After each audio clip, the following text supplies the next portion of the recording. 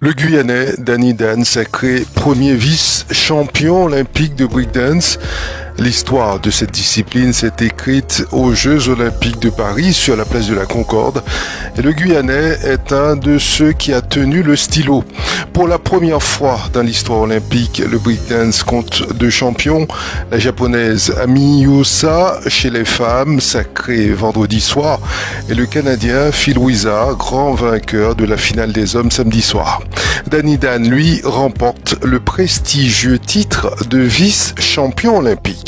Désormais, les briqueurs sont considérés au même titre que les athlètes, les gymnastes, les nageurs ou encore les judokas. Ils peuvent prétendre au titre de champion olympique de leur discipline. Et pour cette entrée remarquable dans les annales des Jeux olympiques, la place de la Concorde à Paris s'est transformée en impressionnant complexe urbain où se sont déroulées les épreuves de BMX et de skateboard et donc celle de la breakdance. Deux B-Boys non donnés aux danseurs de breakdance représentaient la France pour cette première édition. Le Martiniquais Gaëtan Alain, alias B-Boy Lagaette, éliminé au premier tour, et le Guyanais Danny Civil, plus connu sous le nom de B-Boy Danny Dan. Champion d'Europe 2022 et médaillé d'or aux Jeux européens de 2023 où il avait obtenu son précieux ticket pour les JO, Danny Dan ne voulait voir qu'un seul métal prendre autour de son cou l'or. Samedi soir, devant un public conquis et sous un magnifique ciel bleu parisien, le trentenaire l'a presque fait, il a remporté la médaille d'argent en s'inclinant face au Canadien Phil Wizard en finale. Los Angeles n'a pas reconduit le breaking comme discipline olympique au prochain JO de 2028. Danny Dan restera donc à jamais le vice-champion olympique de la breakdance.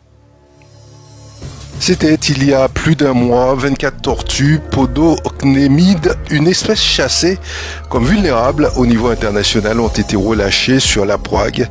L'opération a été réalisée avec des agents de l'Office français de la biodiversité en partenariat avec l'association des Grandes Tortues Guyane.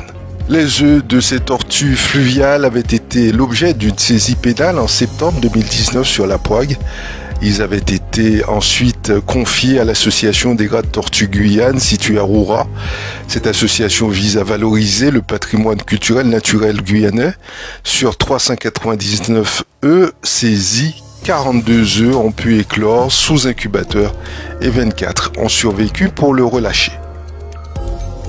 Emeline Octavie est revenue spécialement en Guyane pour préparer la Nuit des Pupitres, un événement autour de l'art de lire sur scène, cher au cœur de cet auteur prolifique, porté tout autant par l'écriture que par l'art déclamatoire. Ces stages sont ouverts de l'âge de 8 ans à 80 ans, car la lecture, c'est vraiment pour tous, sourit l'auteur. Les stagiaires vont travailler sur une sélection de textes d'ici et d'ailleurs préparés par Emeline Octavie. Il est demandé à chacun d'amener un livre de son choix pour un moment de partage. En 2023, l'auteur fil rouge était l'écrivain haïtien Lionel Trouillot à travers ses romans et sa poésie. Il avait également une sélection de poètes guyanais. Pour cette édition, l'auteur fil rouge sera Christiane Taubira.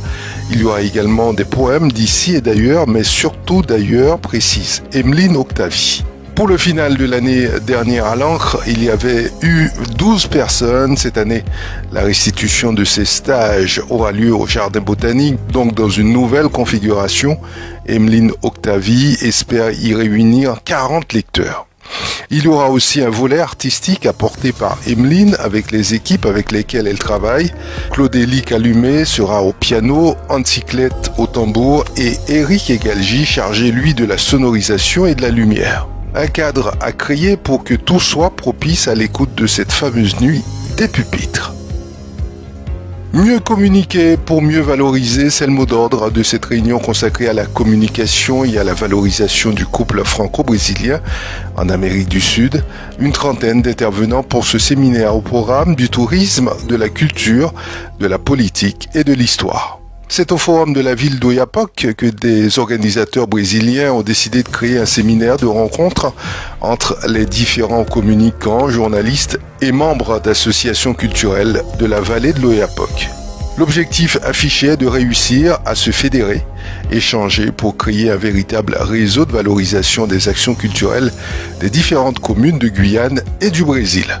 Pour la Guyane, des associations socio-culturelles ont fait le déplacement. Tocadance, le Centre de développement chorégraphique national Guyane, une entité labellisée reconnue par le ministère de la Culture. L'association Debout Collectif, une association qui favorise la diffusion de la musique, de l'art et de la culture afro-créole. Les organisateurs veulent réussir à élaborer un réseau efficace pour mettre en valeur la vallée de l'Oyapock. C'est la fin de ce bulletin d'information. Je vous remercie de l'avoir suivi. J'aurai le plaisir de vous retrouver vendredi sur Radio Mayuri.